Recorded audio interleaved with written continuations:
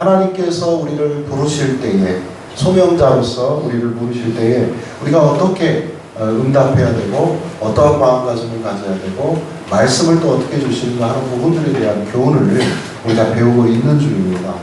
그 첫 단계는 하나님께서 준비하십니다. 이 말씀을 드렸어요. 모세를 준비하시고 하나님께서 준비하시고 또 그 백성들을 준비시키는 그런 과정들을 우리가 지난주에 함께 나누었습니다. 이제 하나님께서는 두 번째 단계로요, 우리에게 은혜를 베푸십니다. 준비만 하시고 아무것도 안 주시는 게 아니라 은혜를 선물로 주시는 그 하나님을 믿으시길 바랍니다. 여러분, 오늘 어떤 은혜를 주셨는가 본문을 통해서 좀 살펴보면 두 가지를 생각할 수 있는데요. 이스라엘 민족에게, 민족적 공동체에게 은혜를 베푸시고 또 개인적으로 모세에게도 은혜를 베푸세요. 하나님은 정말로 기도하고 하나님의 소명에 합당한 일을 행하는 사람들에게 개인적으로도 은혜를 주시지만 여러분의 공동체, 우리 다음 공동체에도 은혜를 베푸신다는 걸 믿으시길 주의 이름으로 축원드립니다. 반드시 그렇습니다. 반드시 그랬어요. 이것은 본질적으로 은혜라는 측면에서 같은 겁니다. 이스라엘 민족은 애국 땅에서 말할 수 없는 고초를 겪고 있습니다. 지금 고통 속에 있습니다. 환난과 박해와 핍박 속에서 살아갑니다. 아들만 낳았다면 그 애굽의 정책에 따라서 다 나일 강가에다가 빠뜨려 죽이는 일밖에 없어요. 여러분, 자식을 잃는 것처럼 정말 허망한 일이 어디 있습니까? 그것처럼 슬픈 일이 어디 있겠습니까? 그런 속에서 이들이 지극히 비극적인 상황 속에서 고통을 겪고 살고 있는 겁니다. 그럼에도 불구하고 이스라엘 민족이 어떻게 되었습니까? 멸절되고 전멸되었습니까? 없어졌습니까? 그렇지 않아요. 계속해서 번창번성했습니다. 고난이 있고 핍박이 있었음에도 불구하고 그들은 보존되어진 정도가 아니라 팽배했습니다. 넘쳐났습니다. 그들의 수가 너무너무 많아졌다라고 말씀합니다. 이게 하나님의 은혜입니다. 여러분들의 삶 가운데에서 어떤 환난이 있습니까? 육체적인 고통이 있습니까? 하나님을 예배하십시오. 여러분들의 삶을 하나님께서 은혜로 팽창시켜 주실 줄로 믿습니다. 이것이 우리가 예배 드리는 자들의 마음가짐이 되어야 돼요. 자, 모세를 또 한번 봅시다. 적막한 미디안 광야 생활, 아무것도 없어요. 지나다니면 그냥 먼 빛들밖에 없습니다. 그냥 물고기도 제대로 자라나지 않는 그런 곳에서 매일 보는 게 들판이고 매일 보는 게 그냥 양들이. 이 생활 속에서 모세를 기억하였던 많은 사람들의 기억 속에서 그는 서서히 잊혀졌을 겁니다. 모세 자기 자신조차도 자신의 삶의 정체성도 잃어버렸을 것이고요. 자기가 한때 누렸던 그 영광, 그 영예, 그 부도 다 포기 상태에 있었을지 모릅니다. 그런데요, 모세를 잊지 않은 분이 계세요. 사람도 있고 본인도 잊혀져 가는데 잊지 않은 분이 계세요. 누구요? 하나님이시오. 하나님은 결코 잊지 않으십니다. 여러분들도 하나님이 내 곁을, 내 삶을 잊게 하셨다, 나를 정말 모른 척 하실 거다, 원망 불평이 우리들의 마음속에 가득할 때에도 하나님께서는 우리를 잊지 않으시는 분이십니다. 그러시고는 모세를 차근차근 준비를 시키셨던 것을 우리들이 기억하셔야 됩니다. 이것이 모세에게 임한 하나님의 은혜예요. 오늘 저는 제 얘기를 조금 하려고 합니다. 저는 어렸을 때 참 전에도 한번 말씀드렸지만 우리 어머니가 여기 계시니까 거짓말을 할 수는 없고 정말 부풀릴 수도 없고 과장할 수도 없는데 정말 책들을 많이 사주셨던 기억이 나요. 그러니까 전래동화, 우리나라 전래동화, 또 세계 명작 동화, 또 전해문에 맞은 과학 만화 동화, 이런 기타 등들 이렇게 많이 사줬어요. 그래서 그냥 보기 싫어도 그냥 봤던 기억이 있습니다. 그러다 보니까 그것도 은혜예요. 여러분, 저는 공부를 잘 못했어요. 그렇게 잘한 공부는 아니었습니다. 그렇다고 해서 하위권은 아니었고, 그렇지만 이런 중에서도 제 머릿속에서 지금 솔직히 말씀을 드리면 저는 뭐 글을 잘 쓰는 사람은 아니지만 1년에 몇 편 글 부탁을 받을 때 못 쓴다는 소리는 또 안 들어요. 뭐냐면 그것이 바탕이 된 것 같아요. 말을 또 잘 못하느냐 그러면 또 그런 것 같지도 않아요. 이것도 다 하나님의 은혜입니다. 어머니를 통한. 또 이사를 겁나게 다녔습니다. 6개월 만에 이사 간 적도 기억이 납니다. 아유 얼마나 많이 다녔을지 몰라요. 1년, 많이 살아야 2, 3년 이렇게 막 돌아다녔어요. 그러다 보니까 여러 사람을 만나게 되어져요. 친구들도 폭이 넓어요. 물론 깊이가 좀 얕은 건 사실이에요. 그러니까 한 동네에서 어려서부터 쭉 같이 컸다면 어떻게 됐을까요?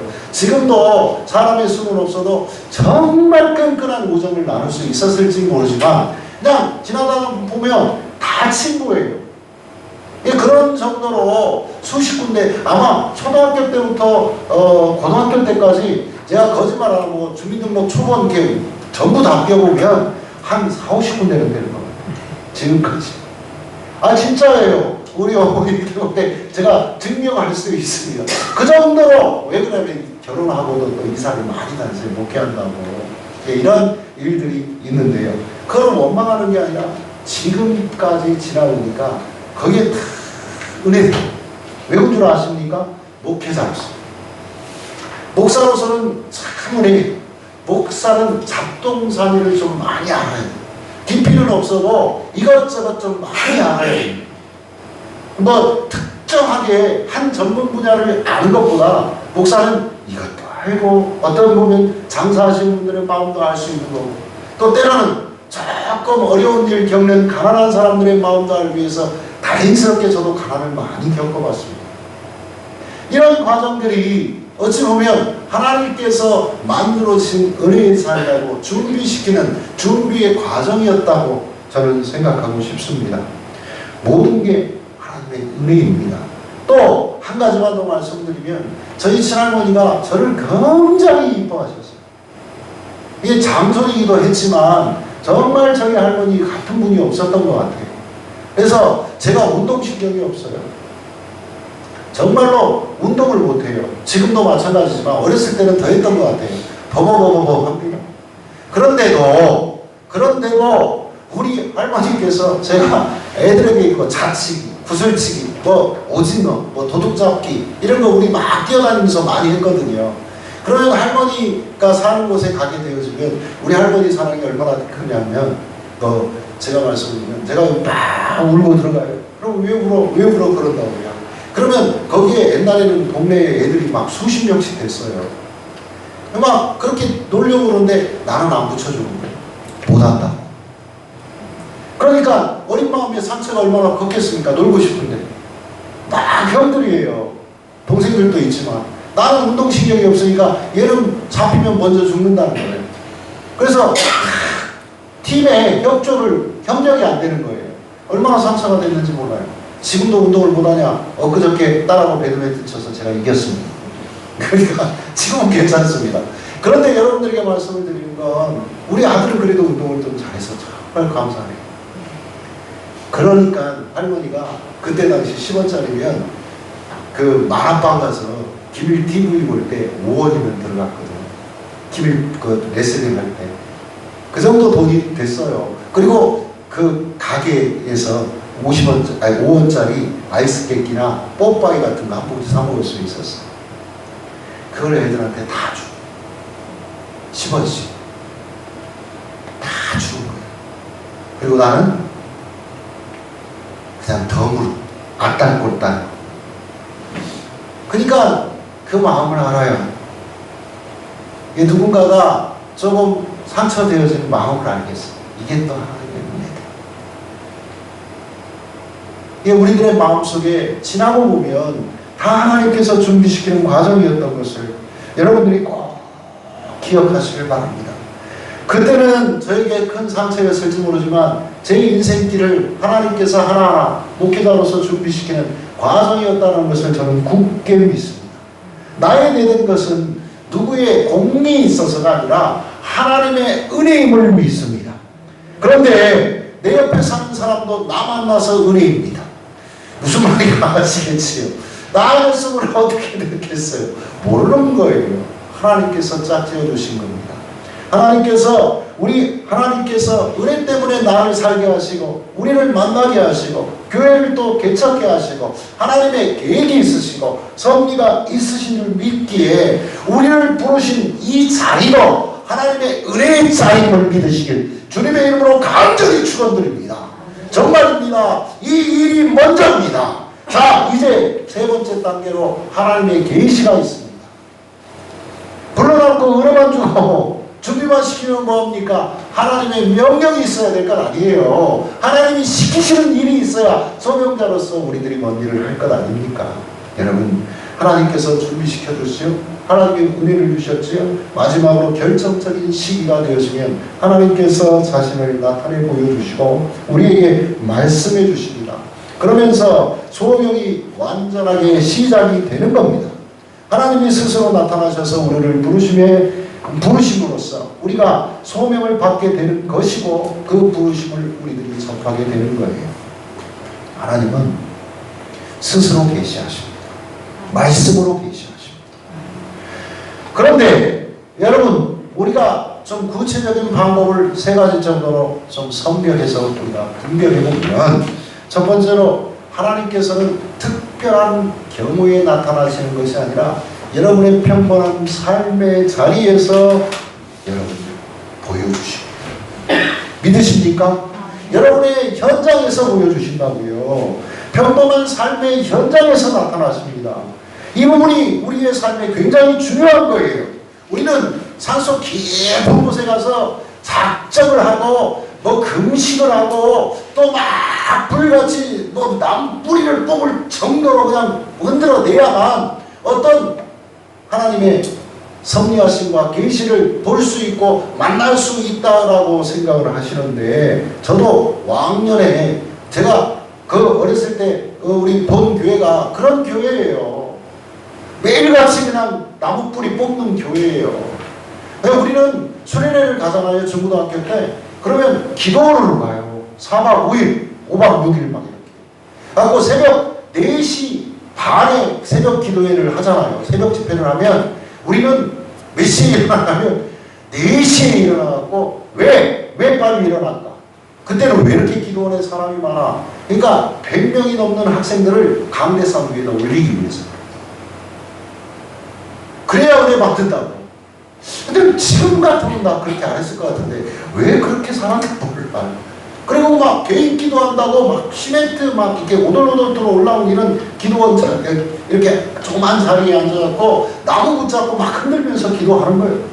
그렇게 했더니 실제로 저도 체험을 받았어요. 성령의 임재하심을 만났어요. 정말로 그 자리에서 신유가 일어나는 광경도 목격했어요. 방언이 터지고 여러 가지 일들이 나타나는 것을 저는 만난 적이 있어요. 어렸을 때부터 그런 훈련은 참 잘 돼 있었던 것 같아요. 그런데 그렇게 산에 가서 기도를 하다 보면 헷갈려요.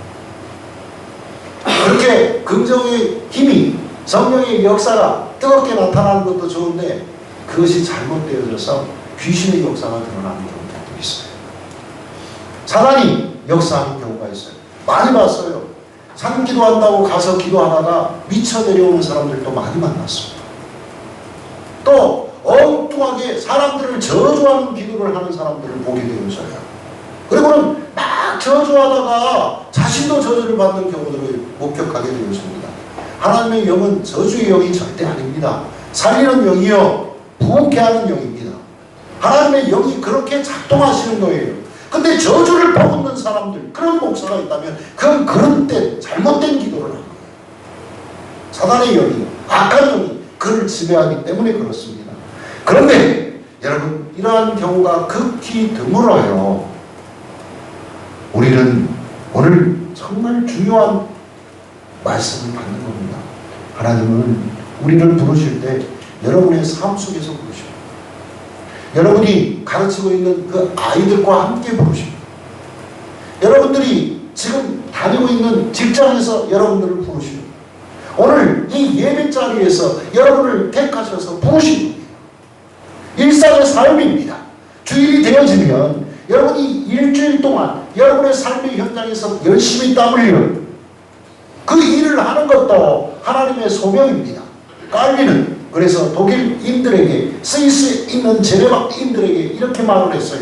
직업은 하나님이 주신 거룩한 소명이다. 그 일을 잘 감당해야 됩니다. 그러다가 주일이 되어지면 이 자리에 와서 하나님의 임재를 체험하고 성령의 우리와 함께 하시는 영적인 교제를 확인하는 자리가 반드시 필요한 겁니다.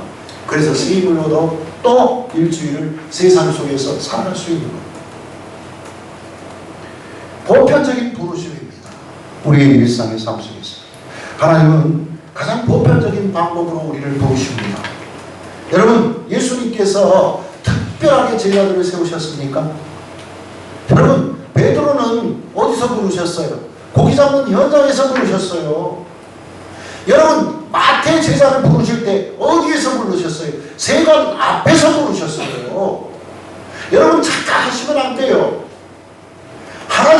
하나님이 쓰시고자 하는 자들을 쓰실 때 여러분들이 준비를 시키시지만 여러분들을 만나게 하시고 계시하실 때 정말로 여러분들이 열심히 살고 있는 현장 속에서 이게 잘 살아야 됩니다. 열심히 고기를 잡는 베드로를 부르셨고 야고보를 부르셨고 그의 형제 요한과 안드레를 부르신 겁니다. 일상적인 삶의 자리에서 열심히 하십시오. 이게 장로교의 전통입니다. 그리고 하나님을 예배하는 자리에서 최선을 다하십시오. 이게 또 하나님의 뜻입니다. 오늘 1절 말씀을 보면 모세가 그의 장인 미디안 제사장 이드로의 양떼를 치더니 그 떼를 광야 서쪽으로 인도하여 하나님의 산 호렙의 이름에 이렇게 되어 있습니다. 지금 뭘 하고 있어요? 모세가 양 치고 있어요. 양을 몰고 다니는 겁니다. 열심히 양떼를 몰고 가다가 부르심을 받은 거예요. 그러니까 이제 하나님께 내가 소명을 받아야지 하고 모세 자신이 각성을 해서 갑자기 호렙산으로 막 기어 올라갔다, 이런 내용이 성경에 기록되어서 있지 않은 걸 다해보러 가십시오. 아니, 광야에서 목동으로서 양을 치고 있는 가중에 일상적인 삶의 현장에 자신에게 맡겨진 일을 열심히 하고 있을 때 어느 날 주님의 부르심이 우리들에게 들려옵니다. 모세가 양을 치다가 양떼를 몰고 호렙산으로 갔습니다. 호렙산이 어디 있을까요? 성경학자들이 추정을 합니다. 혼돈이 되실 텐데 두 가지 설이 있습니다. 호렙은 큰 산맥이랍니다. 하나. 그리고 시내산이 있습니다. 호렙 산맥 중에 거기에 시내산이 있다는 거예요. 가장 높은 산. 한 예를 들면 장백산맥이 쭉 펼쳐지는데 그 산 중에 백두산이 있는 거예요. 무슨 말인가 아시겠습니까? 그렇게 설명하는 설이 있고 본래는 시내산이라고 불렸는데 그 중에서 서쪽 한 부분을 호렙산이라고 불렀다는 설도 있습니다. 그러니까 일반적으로 우리들이 헷갈리지 않으려면 호렙산이나 시내산이나 똑같은 산의 이름을 이야기하는 겁니다. 아시겠습니까? 이게 상식으로 알고 계시라는 거예요. 자, 그런데 모세가 지금 그 산 정상 꼭대기에 올라간 것이 아닙니다. 그 산에 기슭에 다다랐다고 표현됩니다. 바로 그것이 모세가 하나님을 만난 곳이었습니다. 그래서 그곳에 갔더니 저는 그곳을 가보지 못했어요. 아니, 갔어요. 가보면 어떤 그것이냐면 교회가 하나 있습니다. 모세가 떨기나무, 그 자리에 떨기나무가 있어서 그 자리에서 하나님을 만났을 것이다라고 후세들이 쭉 이렇게 추격해 봤더니 거기에 만났을 것이다. 그래서 그 교회가 세워져 있습니다. 자, 다시 1, 2절을 봅시다. 자, 한번 읽어볼까요? 시작.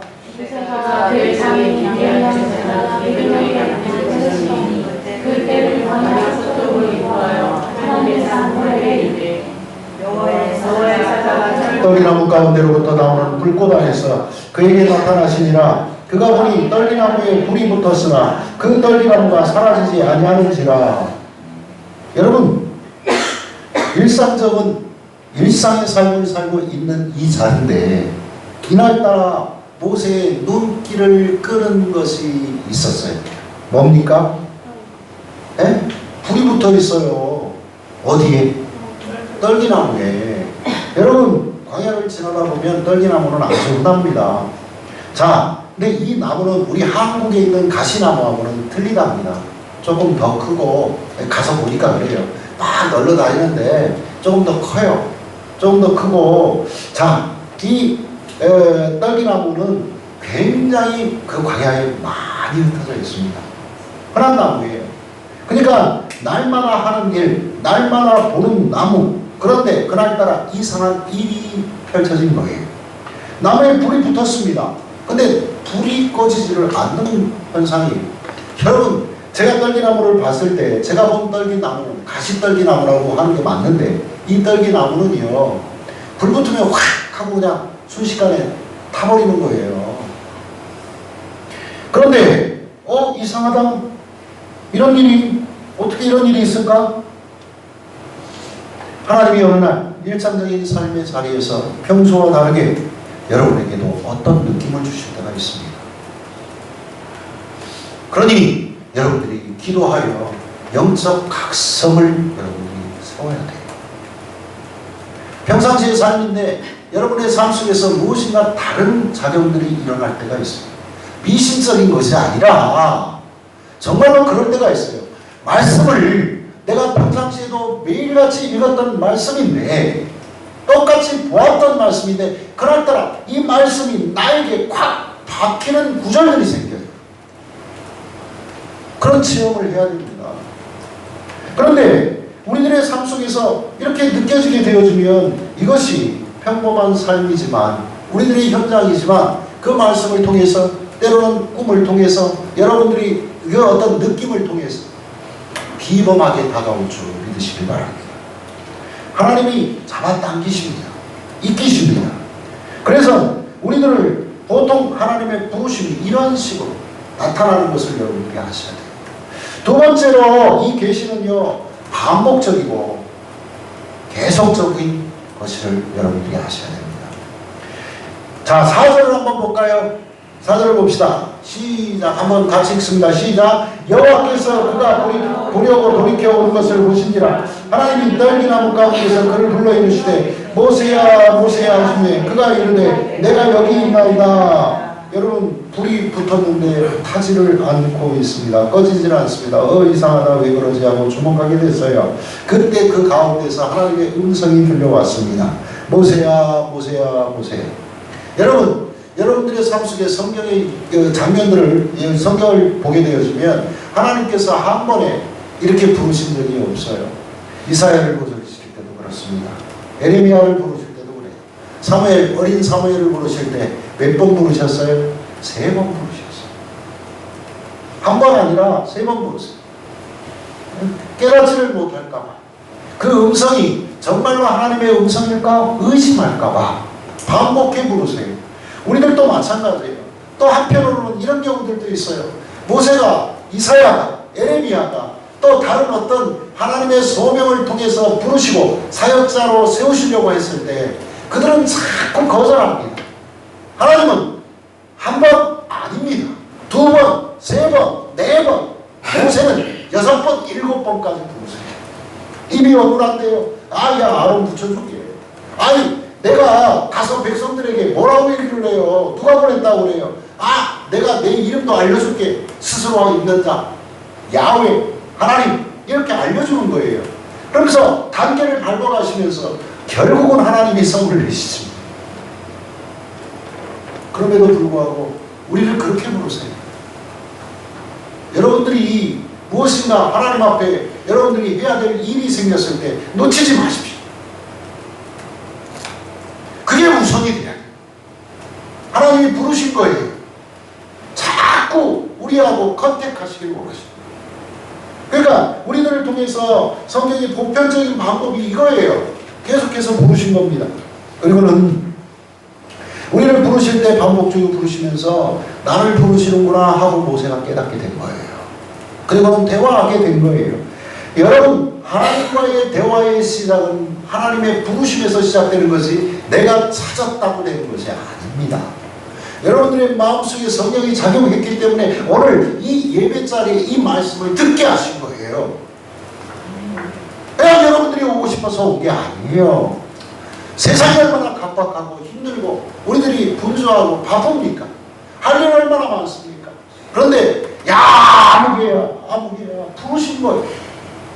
말씀 들어야지, 찬양해야지, 나를 오늘 또 높여 불러드려야지, 경배해야지. 계속 부르신 거예요. 이게 소명의 자리. 주의를 지키는 거 참 어려워요.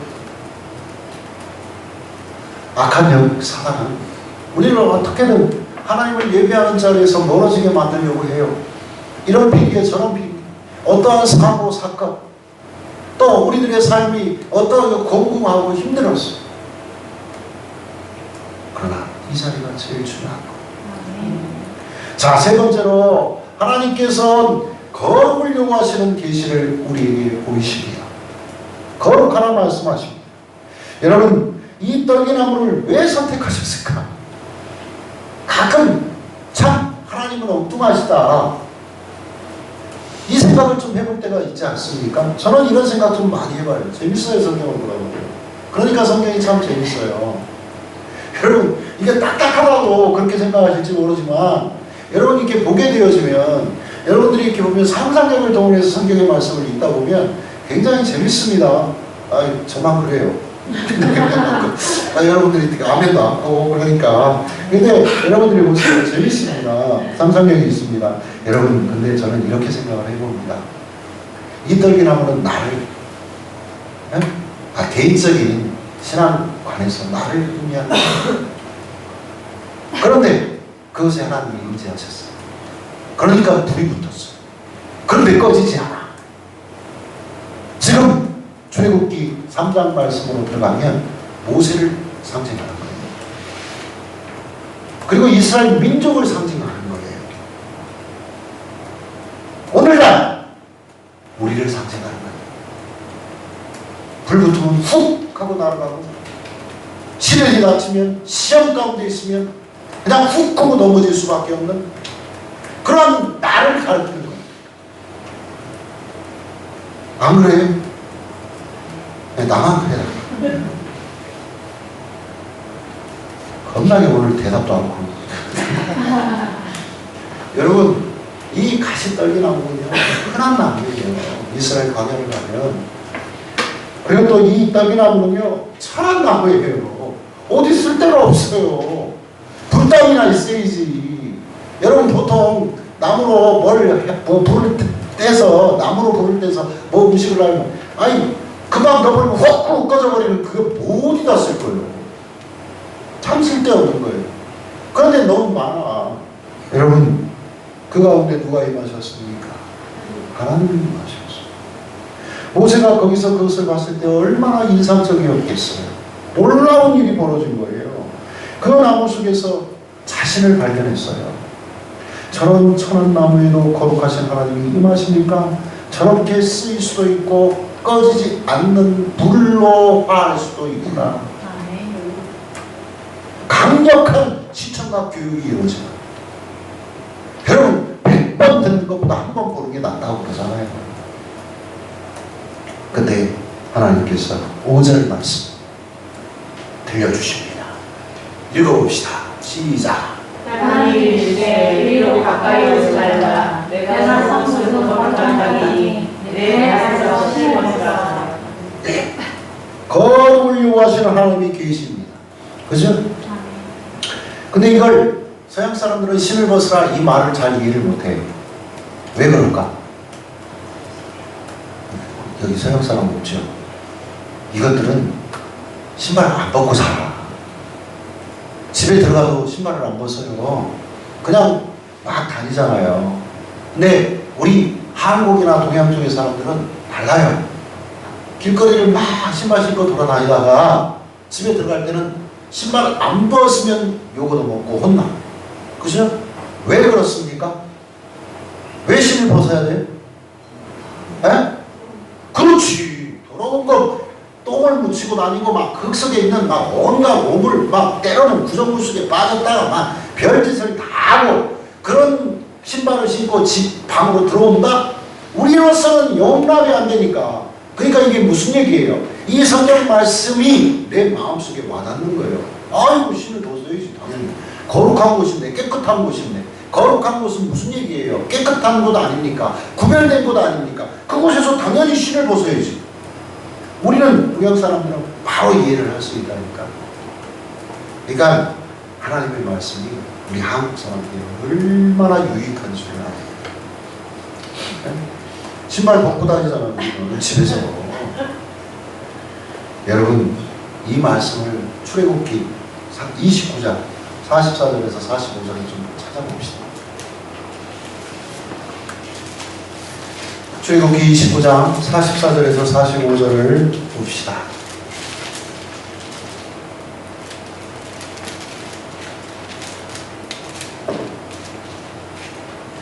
읽어봅시다. 44절 찾으시나요? 네, 44절에서 45절 시작. 내가 그 회막과 제단을 거룩하게 하며 아론과 그의 아들들도 거룩하게 하여 내가 이 제사장 직분을 행하게 하며 내가 이스라엘 사람에게 거하여 그들의 하나님이 되리니. 아멘. 여러분, 회막과 제단을 거룩하게 하신대요. 이 얘기가 무슨 얘기입니까? 이거 강대상 똑같은 나무 갖고 하나는 장승 만들고 하나는 강대상 만든 거예요. 근데 하나님 교회당 예배당에 있으니까 이거 발로 차면 막 부서져요. 그런데 거룩하게 된 거예요. 이 들어 세상 음악하는데 가면 그게 거룩하다고 얘기하지 않아요. 이곳에 있으니 거룩한 거예요. 저도 목사지만 우리 박 집사님의 기도 내용대로면 목사들이 이게 개판이네. 아니 내가 목사니까 나는 욕할 수 있지. 여러분들 욕은 그래. 보니까 막 세습을 한다는 거, 삥땅 사갖고 외국으로 도피를 한다는 거, 막 여자 문제 일으키고 또 막 여러 가지 그냥 교회 내에서 막 누구를 공박해서 사람에게 상처 줘서 교회가 분란이 일어나고 하는 일들이 비일비재한 세상이 되었습니다. 그럼에도 불구하고 하나님이 세우신 거예요. 오늘 아론과 그 아들들을 선택하셔서 거룩하게 하여 제사장 직분을 행하게 하며 아멘. 이렇게 된 거예요. 성경으로 치면 우리 한국 기독교 장로의 헌법, 장로교의 헌법은 다 비슷합니다. 장로교의 헌법은 비슷해요. 합동가도 그렇고 고신가도 그렇고 통합가도 다 비슷해요. 그 상황에서 좀 바뀐 건 있어요. 우리 교단에도 헌법이 있어요. 한국에만 대한민국 헌법이 있으면 안 지키면 이게 큰일 나는 것처럼 거기에 목사직을 이렇게 규정을 합니다. 성격이나 인품으로는 일반 사람들하고 동의를 하나 하나님께서 부르셔서 세우셨기에 이 사람은 전문적인 교육을 통해서 하나님의 말씀을 증거할 수 있는 자격을 부여하고 예배의 모든 형태나 순서나 성경을 선택하고 본문 말씀을 선택하고 설교하면서 또 모든 구절을 선택할 수 있는 권한이 있습니다. 여러분들은 못해요. 법이 그렇습니다. 언제 한번 공부합시다. 여러분, 이 말씀이 왜 중요한 줄 아십니까?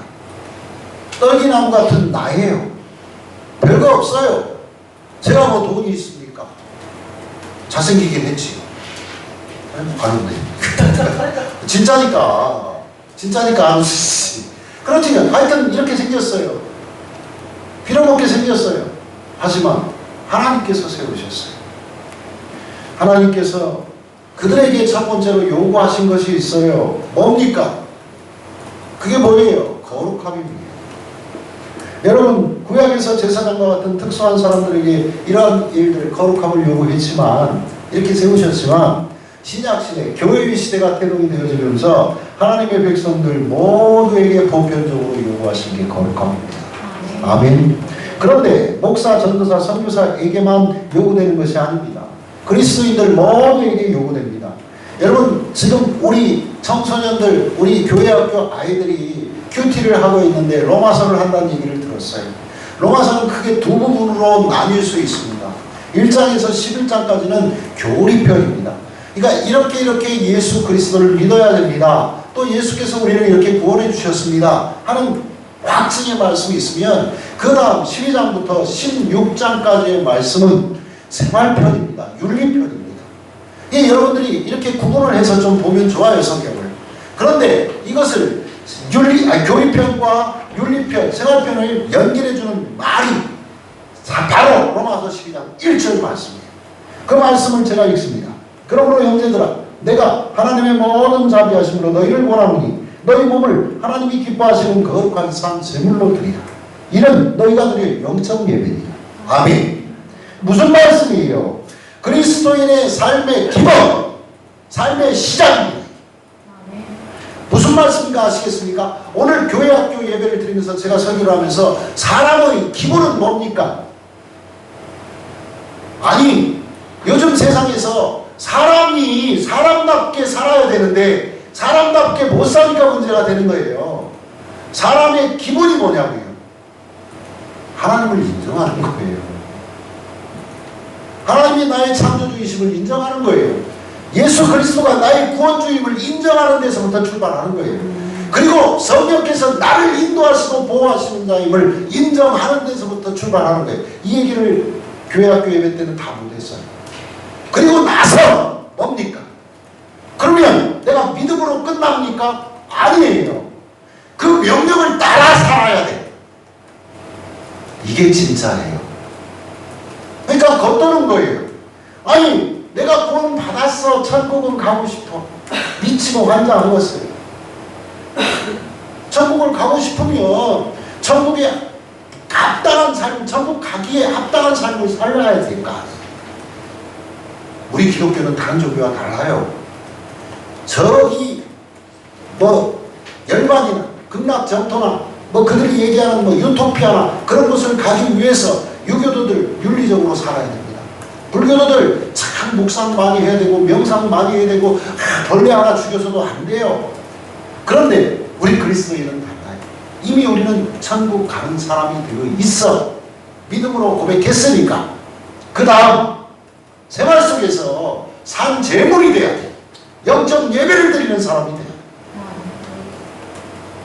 그걸 성화라고 얘기를 해요. 그러니까 우리들이 쓰임을 받아야 되기 위해서 자꾸 거꾸로 생각을 하니까 문제예요. 여러분, 우리 가운데는요, 큰 그릇도 있습니다. 작은 그릇도 있습니다. 나무 그릇도 있습니다. 녹 그릇도 있습니다. 금 그릇도 있습니다. 은 그릇도 있습니다. 근데 여러분, 큰 그릇이 많이 쓰일까? 작은 그릇이 많이 쓰일까?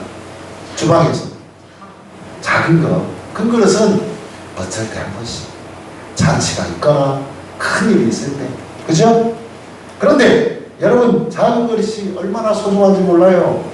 떨기나무가 얼마나 소중한지 몰라요. 오늘 본문에서는 그냥 흔한 거지만 여러분들이 얼마나 소중한지 몰라요. 저 같은 사람도 하나님이 세우니까 목사 될 수 있어요. 여러분, 그런데 큰 그릇도 작은 그릇도 다 쓰임을 받기는 받습니다. 그런데 정말 쓸 수 없는 그릇이 있어요. 그렇지. 온갖 그런 것들이 거기 있으면 쓰임받지 못합니다.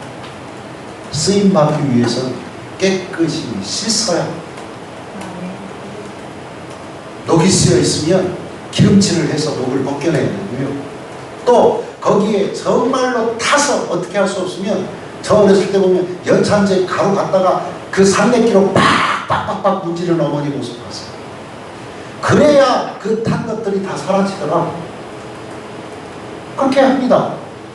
깨끗함을 얻지 않고는 쓰임을 받을 수가 없습니다. 거룩하다 얘기한 것은 우리 하나님께서 나도 거룩하니 너희도 거룩하라고 말씀하신 것은 내가 깨끗하니 너희도 깨끗하게 되어야 한다는 겁니다. 5점 있는데 어떻게 합니까? 그렇다고 해서 내 힘으로 됩니까? 안 돼요. 어떻게 해야 됩니까? 보혈밖에 없습니다. 매일같이 자복하는 수밖에 없습니다. 이게 세세 내 몸을 깨끗이 시키는 퐁퐁이에요. 퐁퐁. 그렇다고 오늘 집에 가서 퐁퐁으로 머리 감지 마시고 하나님의 계신 곳이 거룩하신 땅입니다. 하나님이 임재하시는 거룩한 자가 될 수 있습니다. 오늘 이 자리가 시작되니까 모세가 하나님의 임재를 체험하니까 모세가 거룩한 자가 되어지고 소명을 받은 자가 되어져서 쓰임을 받게 되어지는데 이게 바로 출애굽의 시작입니다. 대역사의 시작은 여러분들부터 시작됩니다.